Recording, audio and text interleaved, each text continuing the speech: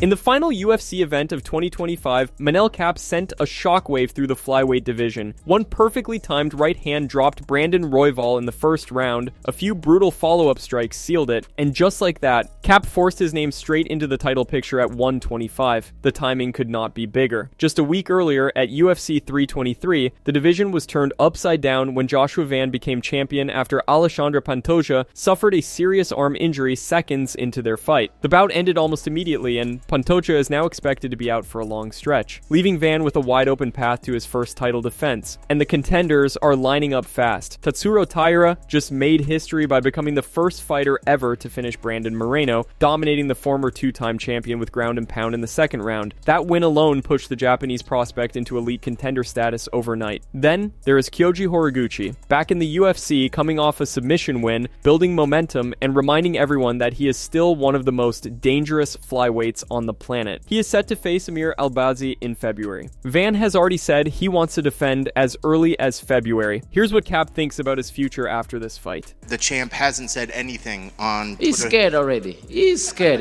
He's about to go down, you know? He didn't say anything because he know I'm about to go down and I'm coming hard. 2026, I'm coming very hard. You know, I'm coming with a lot of investments, a lot of sponsors. You know, I'll be more ready. You know, I'll be more ready. I'll be more sharp. I'll be very focused. I will not have time to do distractions. You know, in my life, I'll eat, sleep, and thinking about him every day. Believe me, every day. Till I'm taking that gold, I'm gonna think about him every day. And he's gonna sleep and dream about me. I'm gonna be the worst nightmare he's gonna have in his life because I'm about to go down. I'm the best investment. I'm the smart investment, you know. Brandon Royval is in UFC like 12 fights. He never been knocked out. I knocked him out on first time, you know. Just weeks after UFC Qatar, Paddy Pimblett opened up about a run-in with Arman Tsarukyan and shared his thoughts on Ilia Topuria and the Gaethje fight in an interview with Papa Legaspi. Paddy explained that Ilia's return is likely in late spring or summer, with personal matters taking priority, and he wished him well, but made it clear all he cares about is eventually fighting El Matador in the octagon. That's the fight he wants most. He also mentioned the scenario where if Ilia isn't back by June or July, he might have to vacate the belt, which could shake up the division even more. Paddy is very confident leading up to his fight with Justin at UFC 324. He's preparing a perfect game plan for Gaethje, confident he can control the fight, and doesn't see it going past the third round. On the rivalry front, Paddy admitted he now has more respect for Ilia as a fighter. Back when it started, he didn't even know him and thought he was just chasing clout. But over time, it's clear Ilia is a legit threat in the cage. January's fight is the next step, and the lightweight division is about to get even more interesting. Paddy showed respect for the Georgian champ, but when it came to Arman, he went all out. Let's dive in. Obviously, I bumped into Ilia at one point. I don't even think it was him what said anything. I think it was one of his entourage. And then I don't think I bumped into Arman, but I seen him at one point getting a group picture, so I went like that behind it. But Arman's a tit, you know what I mean? Arman's an absolute idiot. Ilia's the man, so Ilia's who I'm going to fight. Arman just talks a big game and he's shit. You're used to a lot of to face the criticism of the people on social media and everything. But what do you think about Arman's position right now? Like what all the stuff he's saying? Like he defeated Dan Hooker, but obviously the plan was you against Ilia at some point. Because it was pretty clear that that was what the UFC wanted. Arman's made his own bed, lad. He can lie in it. He dug his own grave. Pulled out of a title fight the night before. Punched a fan on his walkout. Headbutted someone at the fucking at a weigh-in, and he's beat Dan Hooker, who I like Dan Hooker, but he can't grapple to save his life.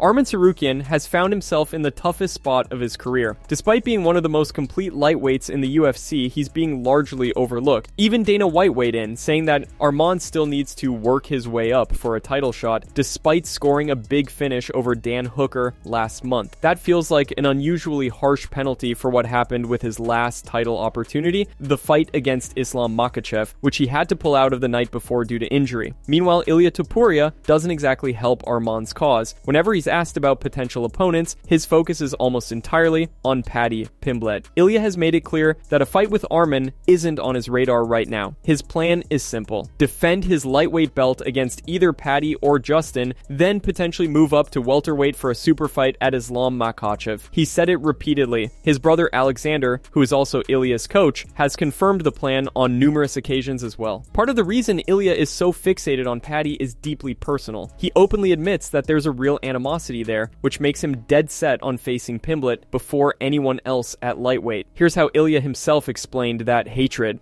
Man, come on, please.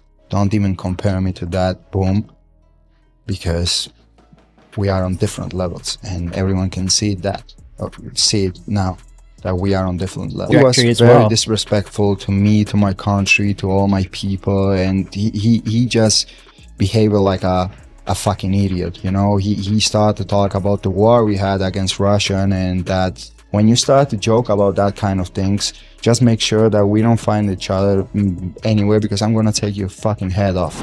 Another unexpected twist today comes from Michael Bisping, and this one caught a lot of fans off guard. For weeks, he has been one of Tom Aspinall's loudest defenders in the whole eye poke controversy, partly because they are both Englishmen, and partly because Bisping knows exactly what it's like to deal with eye injuries. But suddenly, Bisping switched gears and fired some surprisingly harsh criticism at Tom. He believes Aspinall is handling this situation the wrong way. Tom has been flooding social media with videos from doctor visits, scans, medical updates, everything. He is basically documenting every step to prove to the fans that the eye poke was real, that the injury was legit, and that he did not quit. Bisping thinks this is backfiring. In his eyes, Tom is doing too much and giving the controversy even more oxygen. The more he posts, the more people think he is trying to convince them, instead of moving forward like a champion. And coming from Bisping, a guy who fought half his career with one functioning eye, that criticism hits a lot harder. Bisping and Felder are advising Tom to move on from this incident, because this is not the type of stuff people want to hear from a heavyweight champion of the world. And you know what? This kind of almost, I don't want to say feeling sorry for yourself, but allowing it to get to you and showing the doctors and stuff, it's not what people want to see from the heavyweight champ. No one wants to hear that shit. No. People want to hear people be real, and say, yeah, this is pissing me off. And you know what? I'm coming back. I'm on my doctor's case every day. When can I fight? When can I fight? Yeah, just like he said, he's saying it, but then he's doing that kind of stuff. He needs to, I know it's tough to move on when you got people doubting you and questioning you and calling you a quitter when you're a guy that's a heavyweight champion like Tom Aspinall. It's a fucking bitch to deal with. But you're right. He needs to just move on and get better, and then show up in training and do your damn thing. And again, be the heel then. Turn heel. Be a dickhead to everyone. That's it from MMA Psycho. Thanks for watching. Don't forget to leave a like and subscribe for daily MMA news.